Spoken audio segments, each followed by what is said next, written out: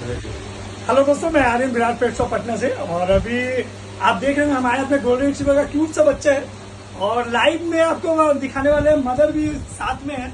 तो बहुत लोगों ने कमेंट डाला था, भैया मदर कैसा दिखता है। तो आप देख सकते हैं क्वालिटी कैसा है, बिल्कुल आपको कमेंट करके बताइएगा। और हमारे चैनल पे जो लोग नए हैं बिल्कुल हमारे चैनल को सब्सक्राइब कर लें। और माँ की क्वालिटी कैसी लग रही है कमेंट कीजिएगा, खराब लग रहा है वो भी कमेंट करके आप बताएंगे, ठीक है। तो गोल्डन रिट्रीवर का टोटल कलेक्शन हमारे पास है, तो जिन लोगों को लेना हो बिल्कुल कॉल कर सकते हैं। आज के लिए इतना ही काफी है और अभी सिर्जू का ही बच्चा हमारे पास अवेलेबल है। धन्यवाद।